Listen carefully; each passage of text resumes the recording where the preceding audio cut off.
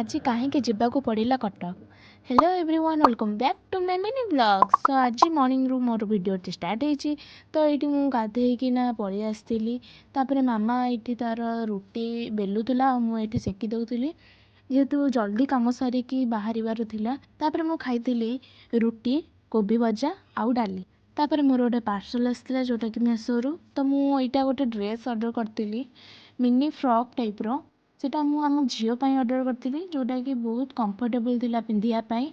ତାପରେ ଆସିଥିଲା ଆମର ଅଟୋ। ତାପରେ ଆମେ ଯାଇଥିଲୁ ଚଣ୍ଡିଖୋଲ ଛକ। ତ ଗଲାବେଳେ ମୁଁ ଦେଖିଲି ଆମ BBM କଲେଜ। ତ ମୁଁ ସିଧା ଯାଇକି ତାପରେ ପହଞ୍ଚିଲୁ ଚଣ୍ଡିଖୋଲ ଛକରେ। ଦେନ୍ ତାପରେ ଆମେ ଯାଇଥିଲୁ ବାବାଙ୍କ ରୁମ୍କୁ। ସେଠି ବାବା ରୁଟି ଆଉ ଭଜା ଖାଇଲେ। ତାପରେ ଆମେ ଏଠି ଆସିକି ବସ୍ ପାଇଁ ୱେଟ୍ କରିଥିଲୁ, ତ ବସ୍ ବି ଚାଲି ଆସିଥିଲା। ଦେନ୍ ତାପରେ ଆମେ ସିଧା ଯାଇକି ପହଞ୍ଚିଲୁ କଟକ ଓମ୍ପି ଛକରେ। ତାପରେ ଆମେ ସେଇଠୁ ଆଉ ଗୋଟେ ବସ୍ ଧରିକି ଯାଇଥିଲୁ ରଘୁନାଥପୁର, ଯେଉଁଟାକି ଜଗତସିଂହପୁର ଡିଷ୍ଟ୍ରିକ୍ଟରେ ଯାଉଛି। ଜଗତସିଂହପୁରରେ ମାମାଙ୍କ ସାଙ୍ଗ ସସ୍ମିତା ଆଣ୍ଟି ତାଙ୍କ ଘର। ଦେନ୍ ଆମେ ଆଜି ତାଙ୍କରି ହିଁ ଘରକୁ ଯାଉଛୁ। ତ ତାଙ୍କ ବସ୍ଷ୍ଟାଣ୍ଡରୁ ଓହ୍ଲେଇ ଅଟୋ ଧରି ଆମେ ବାହାରି ପଡ଼ିଲୁ ତାଙ୍କ ଘରକୁ। ଦେନ୍ ଆମେ ଗଲାବେଳକୁ ଆଣ୍ଟି ଆମର ବାହାରେ ଠିଆ ହେଇକି ଆମକୁ କରିଥିଲେ ୱେଟିଂ। ତ ଆମେ ସବୁ ଧୋଇ ଧୁଆ ହେଇକି ବସି ପଡ଼ିଥିଲୁ ଖାଇବା ପାଇଁ।